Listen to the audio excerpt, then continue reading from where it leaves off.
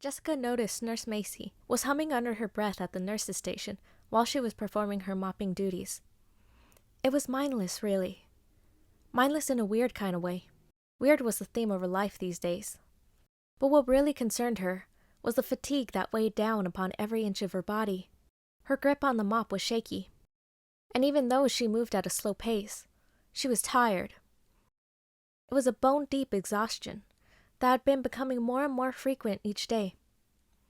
She used to have so much strength, and now she often wished for the time when the pendant had been a whole heart and she'd been full of energy.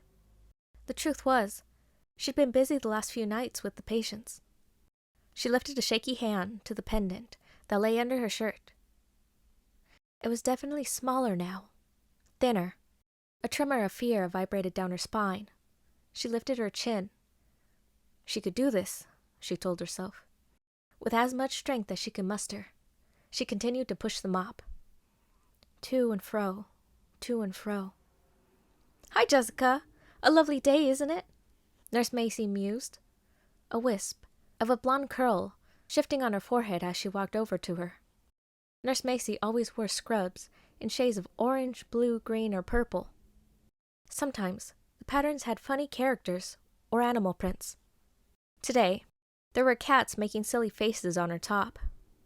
Her smile was welcoming, and even though Jessica did her best to keep her distance, Nurse Macy had this energy that pulled others toward her.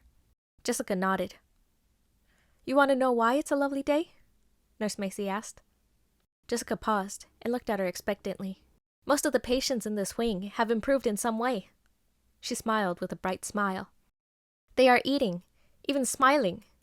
Most of the time, there's a heavy sadness that you feel around this floor. But now, today is a good day. When there are smiles and meals being eaten, and pain has decreased, it's like magic. In my line of work, you have to take the wins when you can get them. Jessica, you remember that. Take the wins when you can get them." Jessica liked that. She'd remember that advice. Nurse Macy gazed into Jessica's eyes. "How are you feeling today, Jessica?" Jessica looked away. "Good." "That's nice. Anything new going on in your life? How's school?" Jessica's grip tightened on the mop. "Nothing new. Everything's good." "Glad to hear it. Well, duty calls. See you later, Gator." Jessica waved her off to visit another patient. Even though she enjoyed being around Nurse Macy, it was getting harder to avoid her direct questions about her personal life. She suddenly saw the nurse come to a halt right in the middle of the floor. "Sheesh, what's going on with all this junk? Jessica, there's an old fork on the floor. Would you mind cleaning it up? Between this and the weird flakes." Dang it, she missed another one. "Okay," Jessica answered. Jessica slowly walked to the old fork and picked it up. "A fork? Really?" she said quietly. Then she rolled her eyes and tossed it in the trash. That was when she noticed something new. There was a teenage girl about her age. She was lying in bed, wearing headphones. She had red hair and tiny freckles speckled across her cheeks. She solemnly played with the phone in her hand. There were 3 empty Jell-O cups on her side table. Jessica pushed her mop pail closer to the room, and the girl noticed her. She pulled off her headphones. "Hey," she said to Jessica. "Hi," Jessica said. "You work here?" Jessica nodded. The girl frowned. "Why would you want to spend your free time around sick kids?" "Because I want to help them." "It's a job," she said instead. "What's your name?" the girl asked. "Jessica." "I'm April. I was admitted early this morning. I'm not handling my treatments well this time around. You probably see a lot of kids like me around here." "Sometimes," she said. "Doesn't it bother you being around this?" She waved her arm around her. Jessica shook her head. "Am I supposed to treat you differently?" "No, but a lot of people do. You don't know how many times I see looks of pity or sadness, and sometimes fear. Like if they are near me long enough, they might get sick too. I don't see that in your eyes." They stared at each other for a few moments. Then Jessica said, "Gotta get back to work." "Okay, you should stop by sometime. I'll be here, unfortunately." "Eating lime jello." Jessica nodded. as she pushed her pail away.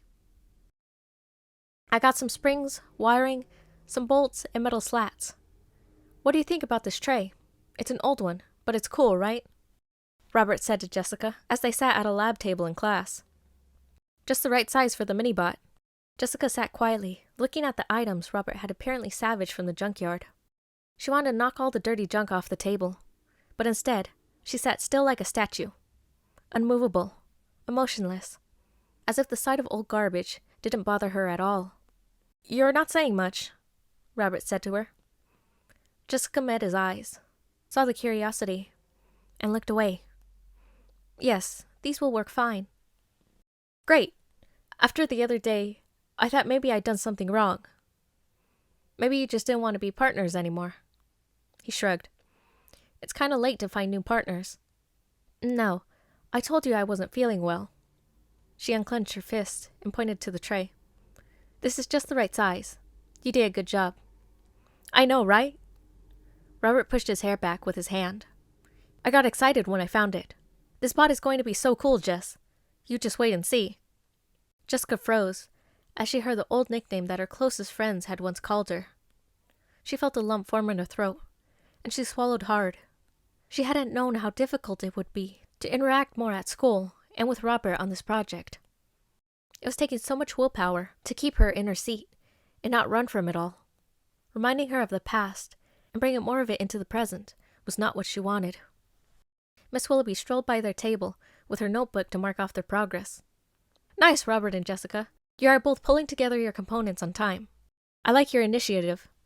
She looked over the blueprints they had put together. "Looks like your bot is coming together. Good job, you two. Let's see you start the build over the next few days and make some progress." "Okay," Robert said with a smile.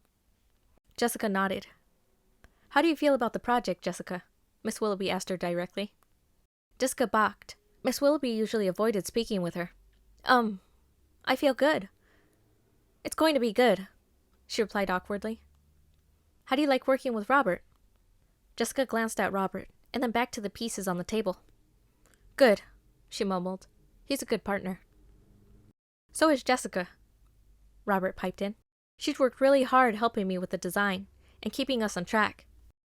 "I'm glad we're all good then," Miss Willoughby said with a small smile. "I'll check back with you in a couple of days about your progress. Keep up the hard work." Miss Willoughby walked to the next table, and Jessica could feel her shoulders relax. Robert rubbed his hands together. Excitement lit in his eyes. "Let's get started, Jess."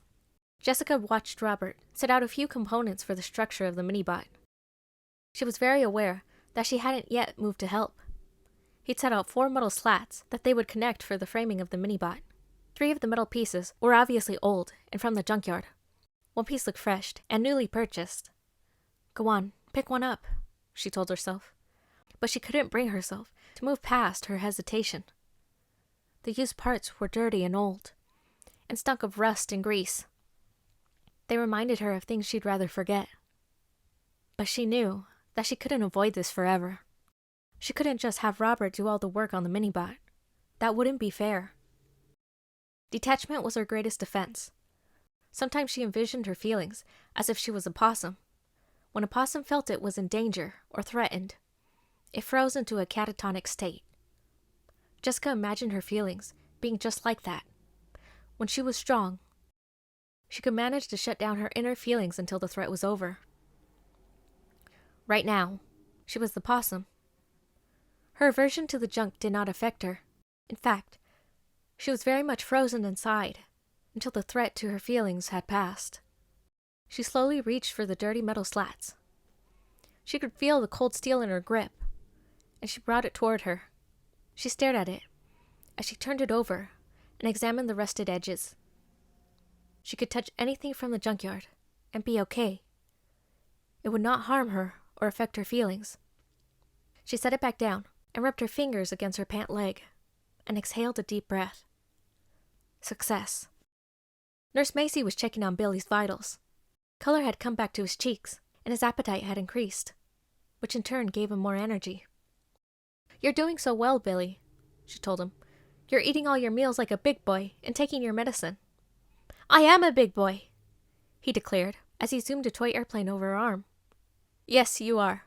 Hey, Nurse Macy, when will I see the angel again? Angel? Nurse Macy asked, with curiosity. Yeah, the angel who helped me feel better. Oh yeah? How did the angel make you feel better? She came to me in the night, and then I felt better. I'm not sure how she did it. She must have used magic. I like her.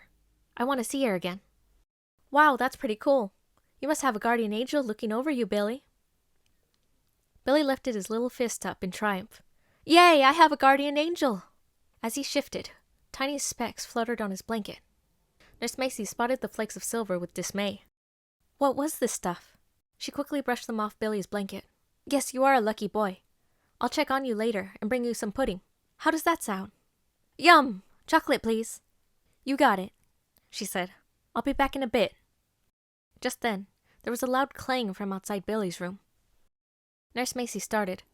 What in the world? She walked out of the room, and in the center of the hallway, she found a piece of car muffler. Frustration coursed through her. This is getting ridiculous. Who is playing these pranks? She spotted Jessica nearby mopping. Jessica, did you see someone drop this? Jessica's eyes widened. No, I didn't see anyone else in the hallway. Well, somebody thinks they are funny, and they're not. She said a little loud so the culprit would hear. So they better stop. Please, Jessica, grab some gloves and throw this garbage out. I'm trying to keep a clean floor here. If I get a surprise visit from the higher-ups and they find this garbage around, we'll be in big trouble. Jessica nodded and hurried to the janitor's closet. Nurse Macy frowned. She'd called and checked with the nurses on the other floors, and no one else was seeing junk left around in their areas. It was just in the children's wing for some reason. She decided to take a walk around the floor to see if she could spot any more tricks happening around the patient's room. She turned a corridor, and sure enough, she found a couple of greasy bolts. Disgusting. Nurse Macy gritted her teeth. When she found out who was doing this, she was going to give them a good scolding on how dangerous it is to leave industrial objects on the floor for someone to trip over. Not to mention how unsanitary it was for her sick patients in the hospital. She might even turn them over to hospital security to give them a good scare. She slipped on the rubber gloves that were stuffed in her pocket and picked up the bolts, and continued on until she found a small rusted can. She swiped that up, but she didn't see anyone around. Then she found herself right in the front of the hospital chapel. Was the culprit inside? She wondered. She dumped the junk in a nearby trash bin, along with the dirty gloves, and stepped inside to peaceful music. There was an old woman sitting in the center of the pews, but Nurse Macy couldn't imagine that she was the prankster. She stepped farther in and walked to the front of the pews, looking for anyone who might be suspicious. Hello, Father Jeremiah said from behind her. Nurse Macy jumped and put a hand to her chest as she turned. Hello, Father, she said quietly. Sorry, didn't see you. He lifted his thick eyebrows. How are you today, Nurse Macy? I am doing well, Father. How are you? I am well. Coming in for a visit? She began to nod, and then her face heated from the fib. Well, I'm looking for someone who has been playing some pranks around the children's floor, leaving pieces of garbage around. Nothing serious, I hope. It could be, so I need to put a stop to it. But I can't seem to figure out who it is yet. I'm sure you'll discover your truth soon enough. She nodded. I hope so, Father. By the way, there's a young girl named April on her floor. It would be nice if you could visit her and put her in your prayers. She could use some cheering up. Thank you for telling me. I will do that. How is our friend Jessica doing? Nurse Macy smiled. Oh, you know Jessica? She's doing okay, I think. She does a good job for us. He frowned. I worry about her. So frail, so quiet. I've been praying for her lately. She visits here often. That's nice, Father. I worry about her too. She could use a friend, I think. Nurse Macy nodded. I think so. Father Jeremiah smiled. Well, peace be with you, Nurse Macy. Have a good rest of your day. Thanks, Father. Same to you. I hope you discover your prankster. Just remember to go easy on whoever it is. Everyone has a story that we don't yet know. Yes, Father. I'll remember that. Nurse Macy sighed and started to return to work when her foot knocked against something. She bent down to pick it up. She narrowed her eyes at the discovery. It was a rusty lock. Jessica sat on a chair in Robert's dad's workshop as Robert soldered some wires into the mini-bot. The workshop was pretty neat, she thought. Shelves with labeled boxes lined one wall. There was a work table that sat against the opposite wall, and another work table in the center that Robert was working on. She stood on the other side of the table, wearing goggles. She had felt hesitant, having this next meeting at his house. It was too close, too personal, but Jessica knew that they had to work together to get the mini-bot completed, and the next step had to be soldering the mini-bot's guts together, and the arm that made the tray go up and down. Robert turned off the soldering tool and lifted his goggles. I think I've got it. You know, Jess, we really need to agree on a name for the mini-bot. She lifted her goggles to her forehead. I like calling it mini-bot. Even though Jessica hadn't intended to be funny, Robert chuckled. Mini-bot. The MB, huh? Yes, we could just give it a number. Like the mini-bot 5000. Robert made a face. Not very original. Robots aren't always original. Sometimes, they're just made from boring old junkyard scraps. A heavy sadness suddenly came over Jessica, and she clenched her fists. She really thought she'd gotten over the sadness and pain of her predicament, and had settled on an overall acceptance. But lately, emotions and feelings had been coming back at the weirdest moments. Why now? What had changed? It's not always about where things start from, Jess. It's about what you'll make of all the pieces once you have them. Jessica frowned. My dad told me that once, and it always stuck with me. Remember, he's an engineer. He's always creating something out of pieces. Knock knock, said Robert's mom as she entered the workshop, holding a tray with a plate of brownies and 2 glasses of milk. I thought you hard-working engineers could use some body fuel. She had honey blonde hair just like Robert, and she was shorter and her face softer. Jessica noticed that they had the same welcoming smile. His mom set the tray on the side work table. Thanks, Mom, Robert said. Jessica thought she should say something too. Yes, thank you. I hope you like brownies and milk, Jessica. Do you have any allergies? No, I don't. Good, enjoy them, she said. I look forward to seeing your finished mini robot. Robert's mom left, and Robert grabbed the tray and brought it to their table. He set it down, grabbed a brownie, and took a bite. These are the best, he said with a mouthful. My mom is an awesome baker. Try one. Jessica was hesitant to take one. She watched Robert chew his brownie, then gulp down some milk. The truth was, she used to love brownies. They were her favorite dessert. But she never treated herself anymore. Never allowed herself to enjoy sweets, or anything that connected her to her old life. She believed she didn't deserve them anymore. Come on, you know you want one, Robert said to her. Jessica tilted her head to the side. I guess I can have one. Are you not supposed to eat sugar or something? Not really. Jessica reached for a brownie. She could already smell the cocoa and the butter. She took a small bite and closed her eyes. The brownie tasted heavenly. Oh gosh, that's really good, she murmured, enjoying the sweet treat. I told you, the best. Baking is one of my mom's favorite hobbies. You know, Jess, Robert said, you haven't told me much about yourself or about your family. What do your parents do? Jessica blinked. You never asked. Well, and I'm not into sharing. She interrupted in order to sidestep the conversation about family, and took another wonderful bite. He smiled. Like I couldn't tell. You're not like the other girls. I know, I'm not trying to be conceited. I just know that I'm different. Weird. I wouldn't call you weird. I mean, other girls I've met like to talk about themselves, sometimes too much. Worry about a lot of drama. You handle things differently. Quietly. It's nice. Jessica didn't know what to say. Anyway, he continued on, then cleared his throat. You know, I'm new here, and I don't have many friends. Yes. You heard about the prom coming up. She nodded. I'm not a junior. I am. Jessica met his eyes, and Robert seemed to blush. He brushed a nervous hand across his hair. I wondered if you would like to go with me. What? To the prom. I thought it would be fun to go together. Jessica stared at him in shock, her brownie half-eaten in her hand. She was actually speechless. She worked so hard to separate herself from school, from others, to be as invisible as she could make herself. And now, she'd met a new boy, who strangely didn't think she was weird, and wanted to take her to the prom like a normal teenager. It's in a week, he said quickly, to fill the silence. Do you think you'll have to work? Maybe you can request it off. His cheeks reddened. I mean, if you want to go with me, unless you were already asked. Who'd ask Zombie Girl? No one's asked me. Robert smiled.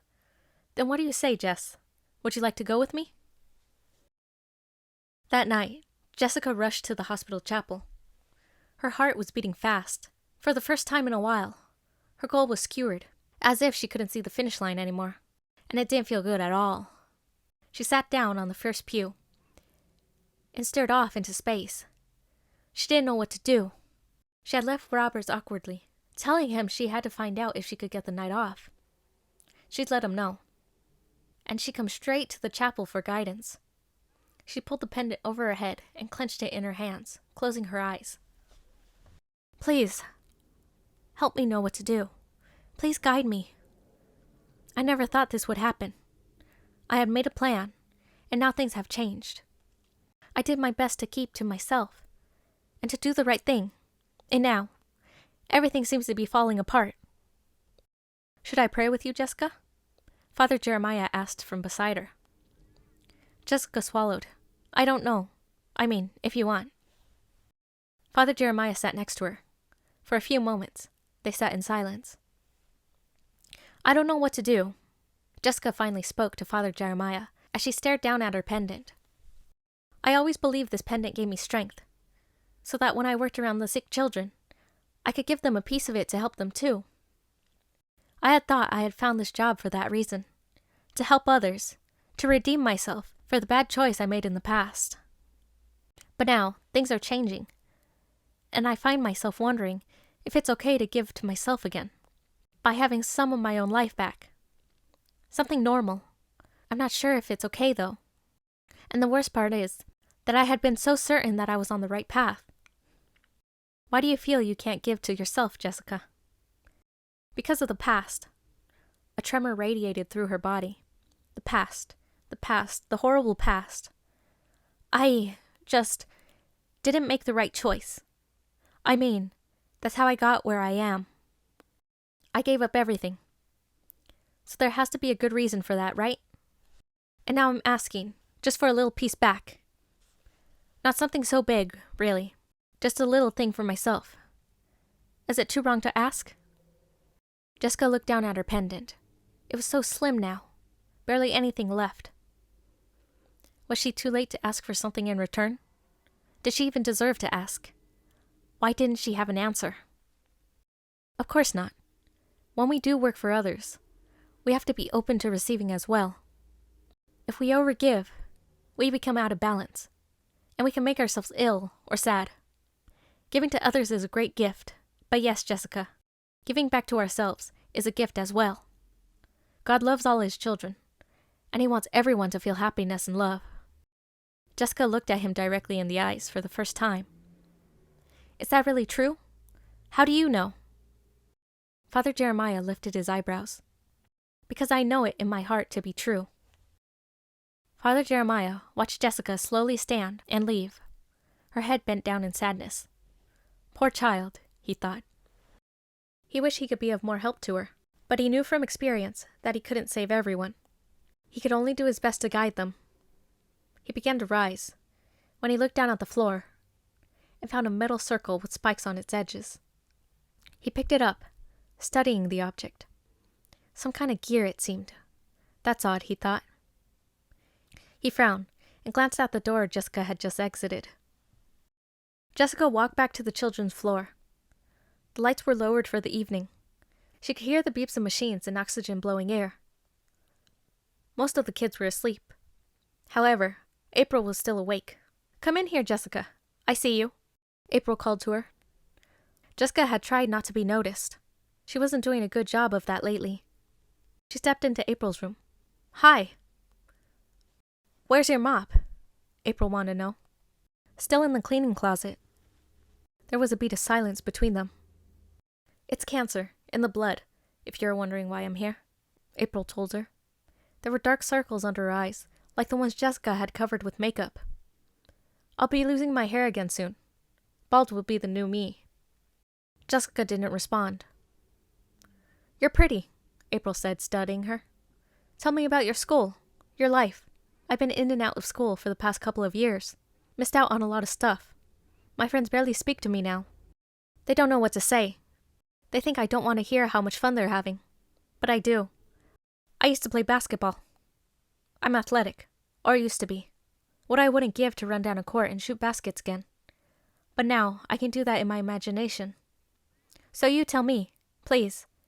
Just for a few minutes. Help me be a part of your world.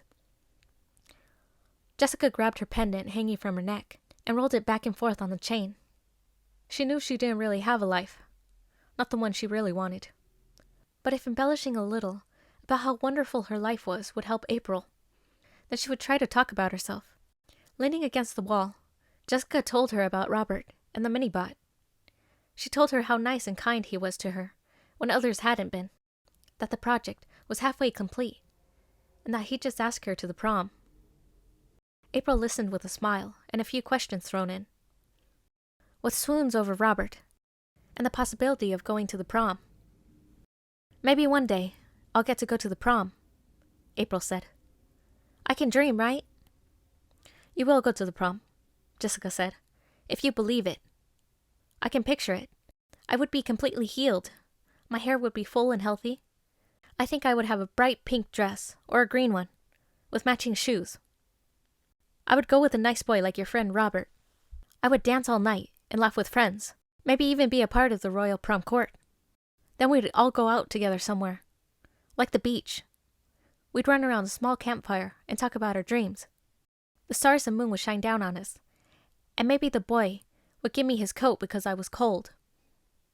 Then when it was quiet, and we were alone, he could give me a kiss under the stars. It would be the best night of my life.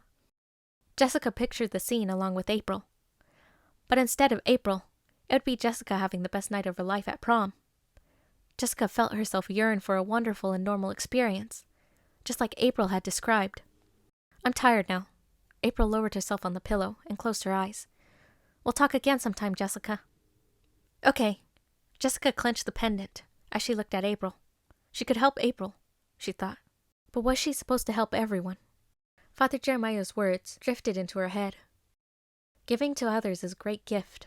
But yes, Jessica, giving back to ourselves is a gift as well. With guilt heavy on her shoulders, Jessica quietly drifted back into the dark hallway.